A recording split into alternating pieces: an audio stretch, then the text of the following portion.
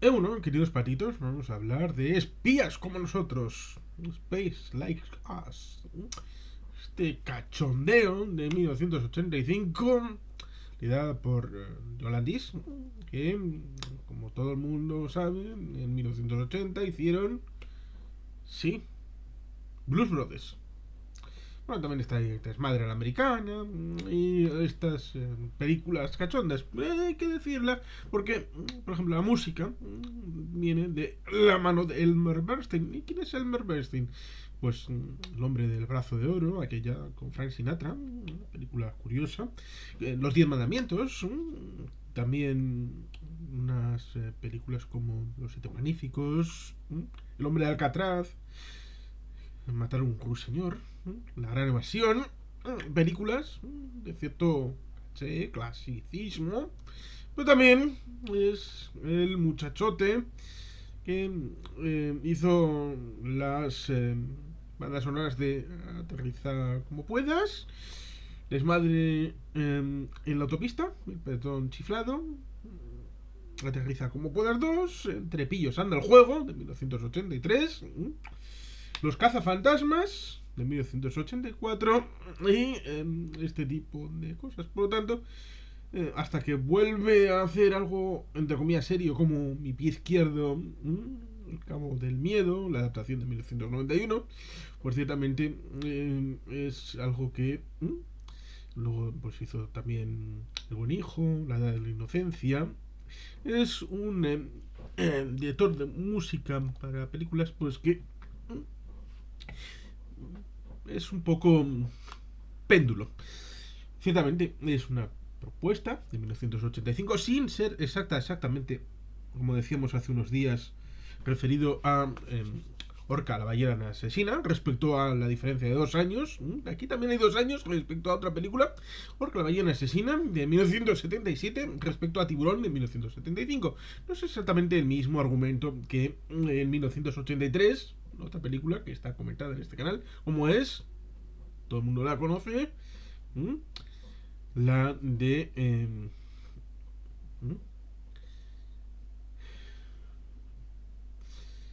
pues ciertamente esta película,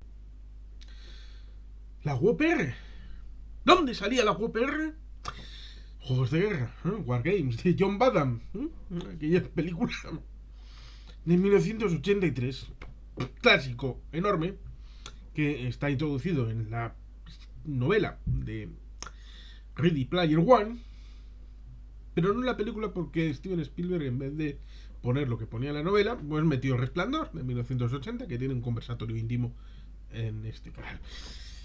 Por lo que ciertamente allí, en la película de John Badham, teníamos una trama que involucraba a un chico, informática, una chica, un programa para cambiar a los lanzadores de misiles, que son los guardianes de los hilos. Ahí estaba John Spencer en el prólogo de aquella película.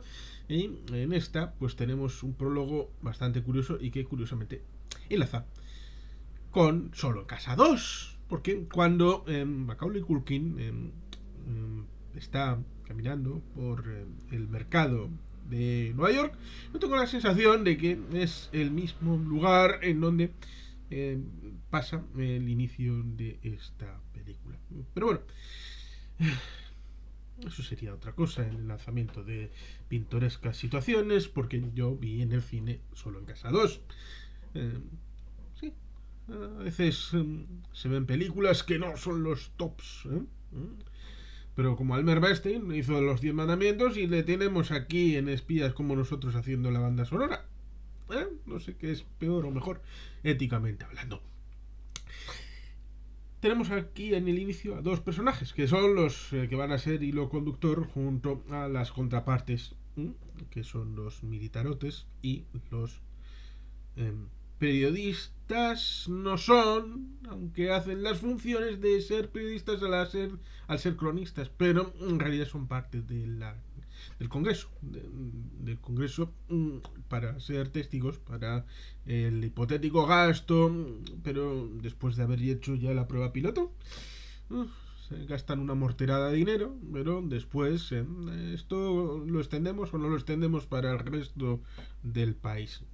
En el momento de la Guerra de las Galaxias, los láseres, después de haberlo visto en la Guerra de las Galaxias, la película George Lucas. Lo otro es lo de Ronald Reagan para tratar de deslumbrar a los soviéticos que se gastaran un dineral que no tenían en armas de tecnología avanzada, cosa que acabó contribuyendo a que cayera el Imperio del Mar, el Imperio Soviético.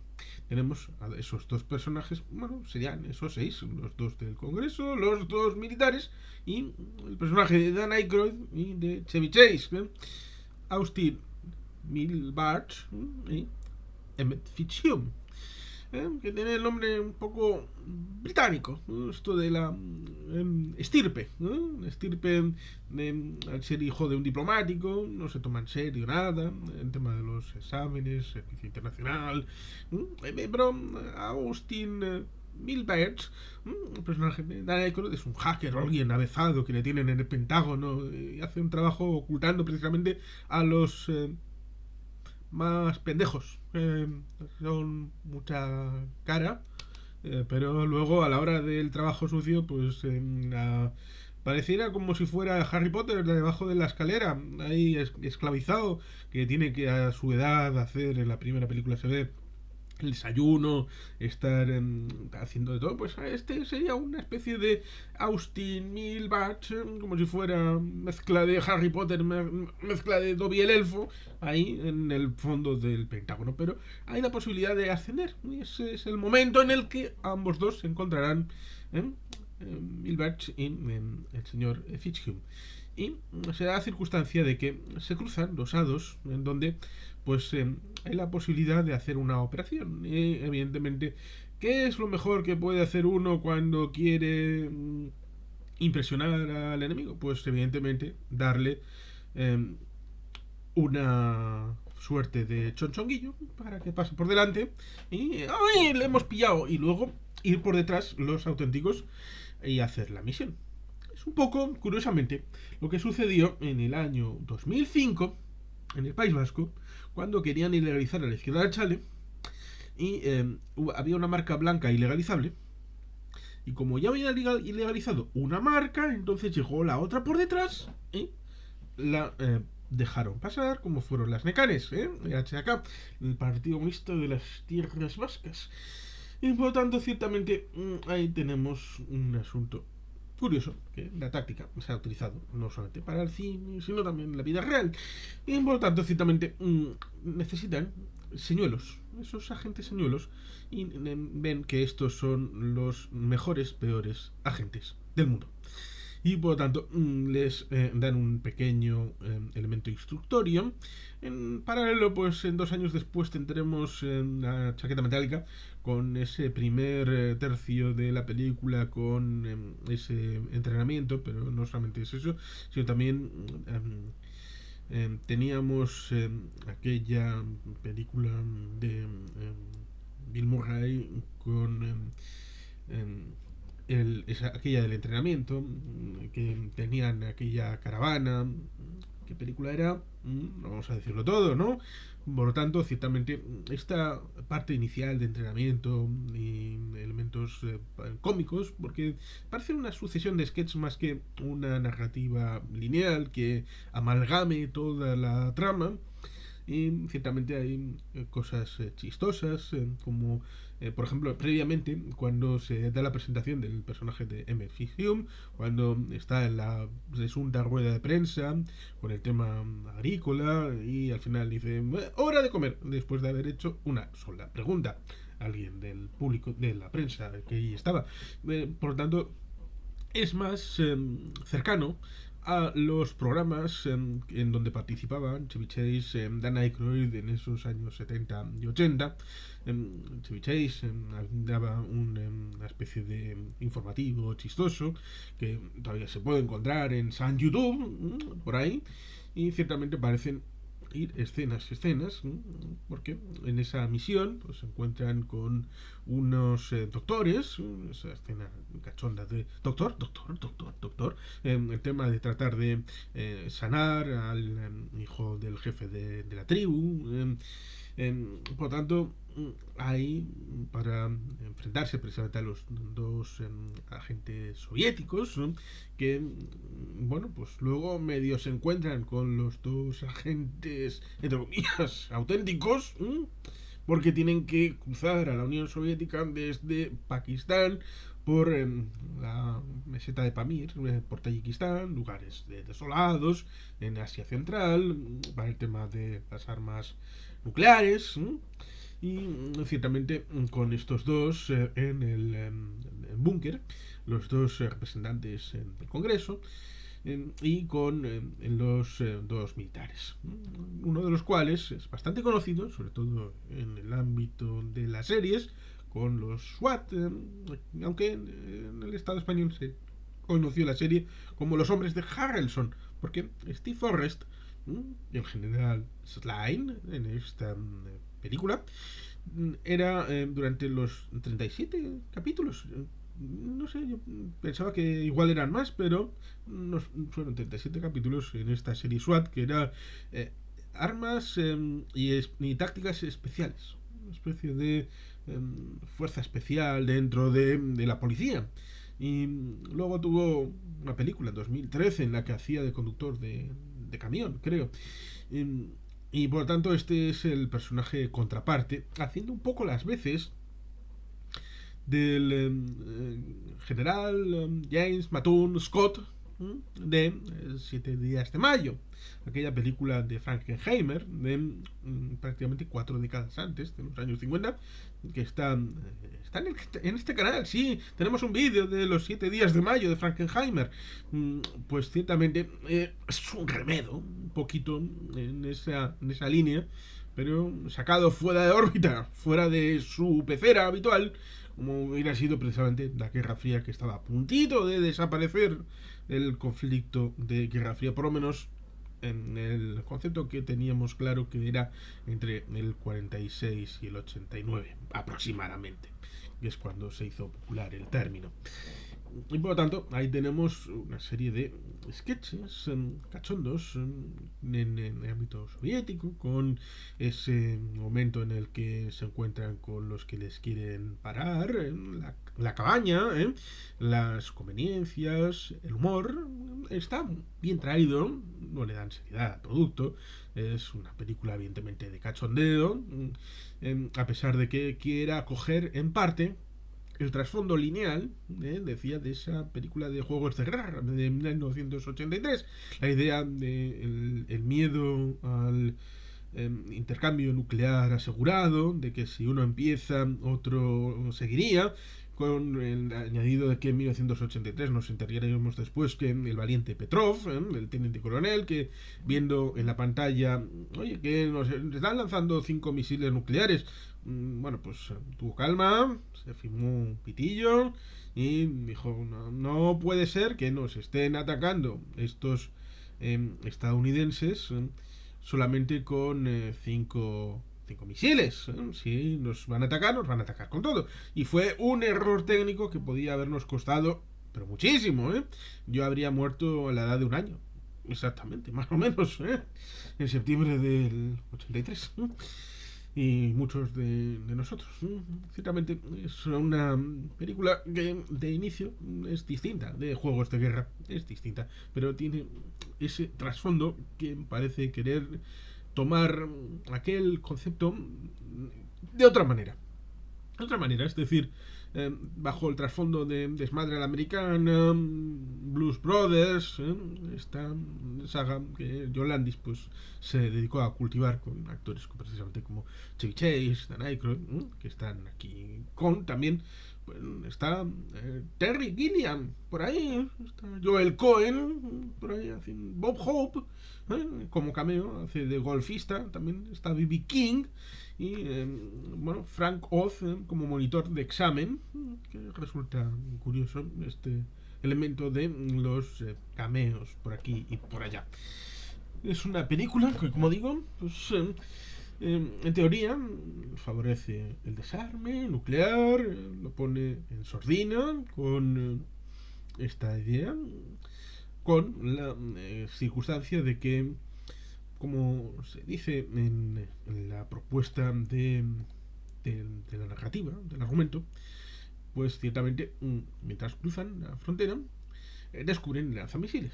Fingen pasarse por extraterrestres para confundir a los rusos y dispararles con armas tranquilizantes. Una vez se acercan al objeto, reciben órdenes por parte del comando, ese que dije el general Schlein, Steve Forrest, para lanzar el misil al espacio. Hasta que estos descubren que el objetivo del misil tiene como objetivo un punto específico de los Estados Unidos de América. Creo que están ante un futuro conflicto bélico. Tanto los estadounidenses como los soviéticos deciden acostarse los de el emplazamiento en Asia Central, al pensar que el mundo ha llegado a su fin. De pronto, el comandante en jefe de operaciones, Steve Forrest, desde el búnker, admite ser el responsable del lanzamiento del misil, para hacer responsables a los estadounidenses, razón por la cual han sido enviados sin saberlo. Pero cuando trata de neutralizar el misil, falla y sigue dirigiéndose al territorio estadounidense, con la consecuencia de inducir a una respuesta en forma de guerra termonuclear. En el territorio soviético, tanto los estadounidenses como los soviéticos colaboran para tratar de desviar la trayectoria del misil gracias al conocimiento informático de Neil Bartz, que lo habíamos visto precisamente al inicio con esa cosa de la tarjetuca, el juego que dice, bueno, si esto lo puede hacer hasta cualquiera con la bolsa de las patatas y la tarjeta descifradora, pero bueno, vamos, que es un genio, con el consiguiente efecto de averiar el mecanismo de la bomba y estallando en el espacio ese misil.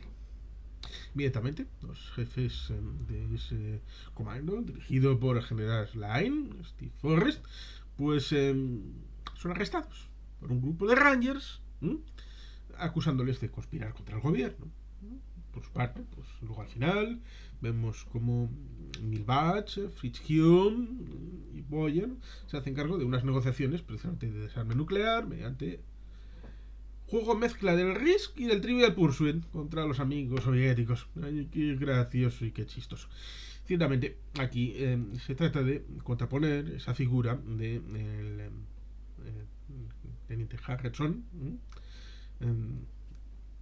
que era muy conocido precisamente por esa serie de Los Hombres de Harrison, los SWAT, como un policía intachable, honorable, maravilloso, espectacular, el prototipo de el americano defensor de su estilo de vida.